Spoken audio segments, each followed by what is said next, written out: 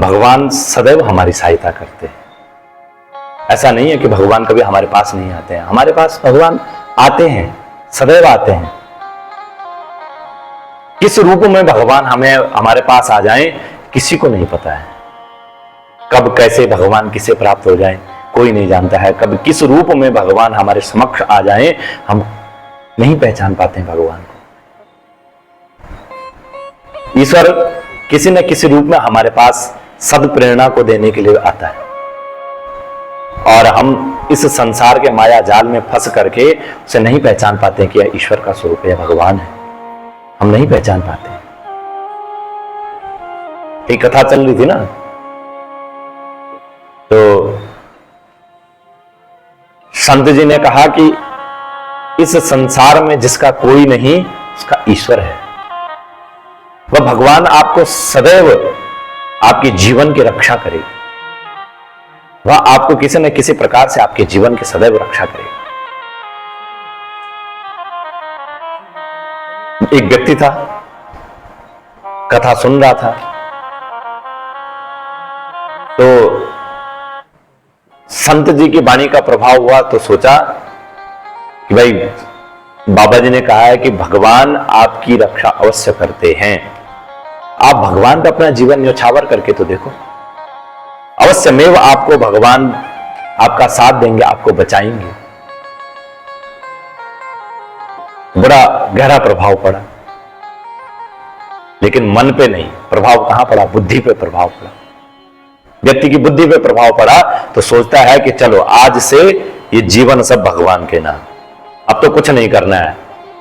इस संसार में भगवान ने भेजा है तो वह ईश्वर ही मुझे इस संसार से पार लगाएंगे। वह ईश्वर ही आज से मेरे रक्षक हैं, वह ईश्वर ही मेरे पालक हैं, वह ईश्वर ही मेरे पिता हैं, वही सब कुछ करेंगे, आज से मैं कुछ नहीं करूंगा।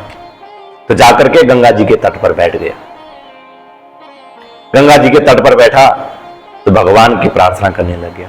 बैठ गया भगवान के चरणों में, बोलता आज से जो कुछ भी होगा वो सब भगवान करेंगे, मैं कुछ नहीं करूंगा। इस संसार में भगवान ने मुझे भेजा है तो अवश्य में वह मेरी रक्षा करेंगे। और बैठ करके भगवान का ध्यान करने लगा, जप करने लगा, भगवान का नाम स्मरण करने लगा। मन नहीं लग रहा है भगवान के चरणों में, लेकिन भगवान ही अब सब कुछ मेरे लिए करेंगे। सोचने लग गया, बैठ गया भगवान के नाम का लेने, भगवान का नाम जप करने लगा। और समय शाम होती गई, सुबह बैठ गया था, शाम होती गई तो लोगों ने देखा कोई व्यक्ति बैठा हुआ है, किसी ने देखा तो कुछ खाने के लिए दे दिया। तो बोला ये बात तो बाबा जी ने बहुत सही कही, अब मुझे भूख लगने लगी थी तो अवश्य में क्या है भगवान हमें देते हैं, भगवान रक्षा करते हैं। तो अब और विश्वास होने लग गया। तो दिन ऐसे ही चलने लगे, गुजरने लगे, कोई कुछ खाने के लिए दे देता, कोई कुछ दे देता, कोई कुछ दे देता, और जीवन यापन होने लगा। लेकिन भगवान कभी ऐसे प्राप्त नहीं होते हैं। भगवान कब प्रसन्न होते हैं? भगवान प्रसन्न होते हैं जब हम अपने जीवन को एक लक्ष्य देते हैं। खाली बैठने मात्र से भगवान हमें प्राप्त नहीं होते कि हम कहीं पे जाकर के बैठ गए इसलिए भगवान जो है प्रसन्न हो जाएंगे, भगवान हमारे पास आएंगे, भगवान हमें कुछ देंगे। नहीं, ईश्वर तब प्रसन्न होते हैं जब हम अपने कर्मों के प्रति सचेत होते हैं, जब हम कर्म करते हैं तब भगवान प्राप्त होते हैं। कण कण में भगवान है, हर व्यक्ति में भगवान है, भगवान का वास होता है, लेकिन हम उस पर विश्वास नहीं करते हैं। बाबा जी ने कहा कि भाई ईश्वर सदैव आपकी सहायता करता है, यह बात बांध ली और बैठ गए कहां? गंगा जी के किनारे पे। रोज खाने के लिए मिल रहा है, बड़े पुष्ट हो रहे हैं, हृष्ट पुष्ट हो रहे हैं, सोच रहे आहा बाबा जी ने तो सच कहा था, बड़ा आनंद है। कर्म मत करो, बस बैठे रहो और भगवान अपने आप पालते हैं। चतुर्मास का समय आया, बरसात हुई, बड़ी भयंकर बरसात हुई और नदी में जो है पानी बढ़ गया, बड़ी बाढ़ आने लगी नदी में।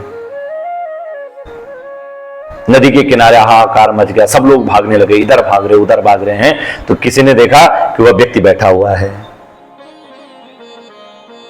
तो एक व्यक्ति उसके पास गया और बोला कि बाबा जी ऐसा है, देखो नदी का जल स्तर बढ़ रहा है, नदी बढ़ रही है, चलिए किनारे पे बैठ जाते हैं। तो तो बोला कि भाई देखो ऐसा भगवान के नाम मैंने ले रखा है और भगवान जो चाहेंगे वो होगा, भगवान बचाएंगे मुझे। तो व्यक्ति ने बड़ी मिन्नतें की कि बाबा जी देखो ऐसा है, क्यों अपने जीवन को खतरे में डाल रहे हो, क्यों ऐसा कर रहे हो, ये मानव जीवन बड़ी दुर्लभता से मिलता है, तो ऐसा मत करो, इस जीवन के साथ खिलवाड़ मत करो, आप चलो बैठ जाओ, पीछे बैठो। बोला नहीं, भगवान आएंगे मुझे बचाने के लिए। तो व्यक्ति ने भी अपना जितना कर सकता था उतना किया और चल पड़े। लेकिन व्यक्ति में इंसानियत थी तो सोचा चलो भाई मेरी बात तो नहीं मानी, तो किसी सिद्ध पुरुष महात्मा की बात मान लेगा। तो सामने ही एक बाबा जी थे, तो उनके पास गया, बोला सामने वो बैठे हुए हैं, कुछ बोल दीजिए तो उनका जीवन का रक्षण हो जाएगा। बाबा जी गए उनके पास, बोले बेटा देख ऐसा है, भगवान तुझे जरूर प्राप्त होंगे, पर भगवान कब प्राप्त होंगे, जब तुम अपने जीवन की रक्षा करोगे तब प्राप्त होंगे।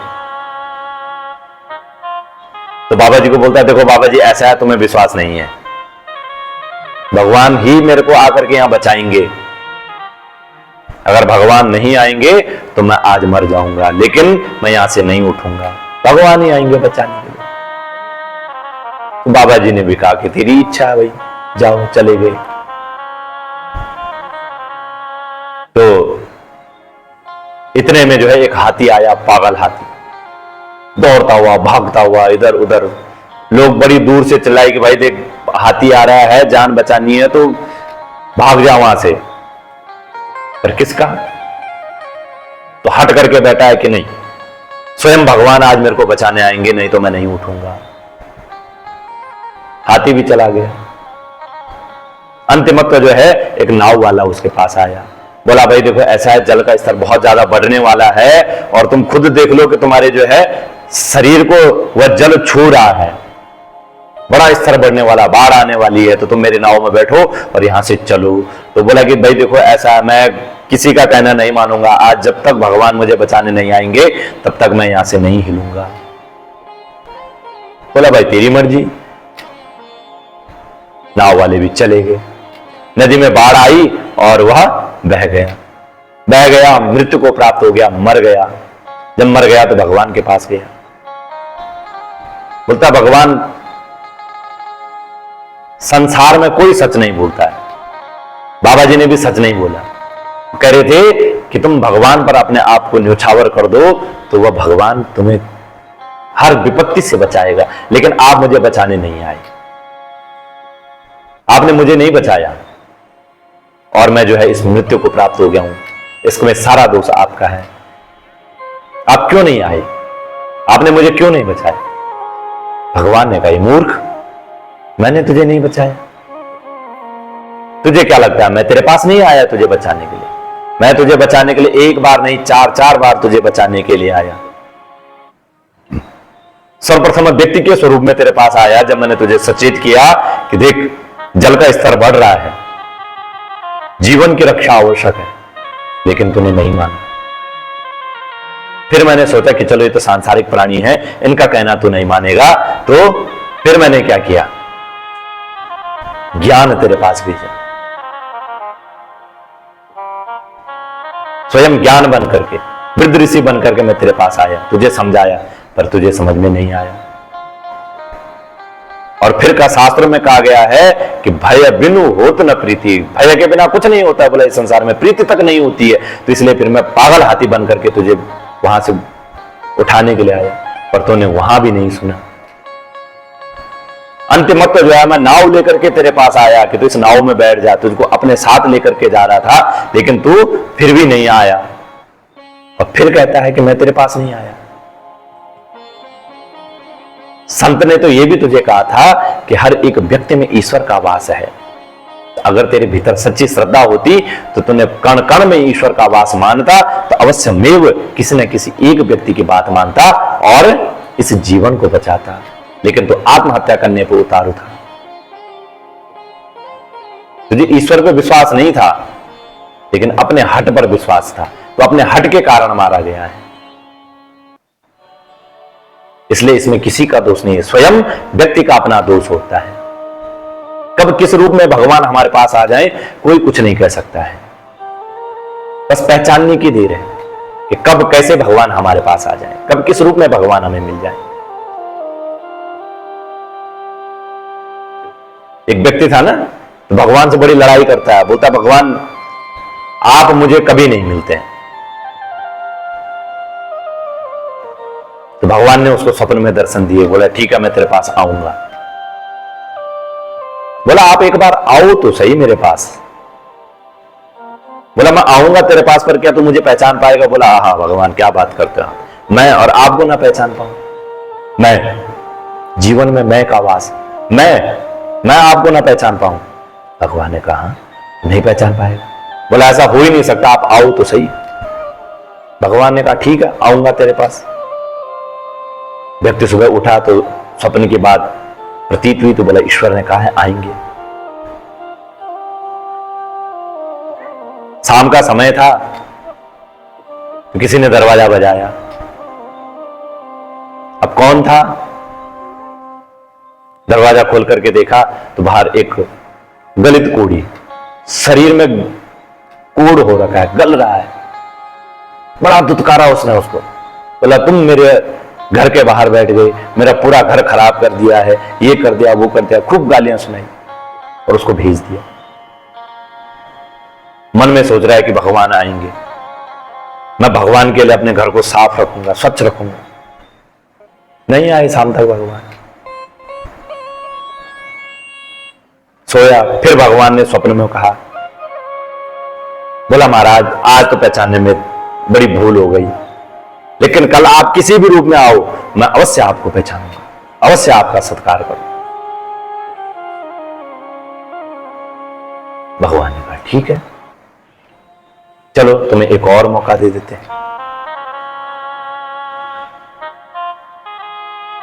दूसरे दिन भगवान ने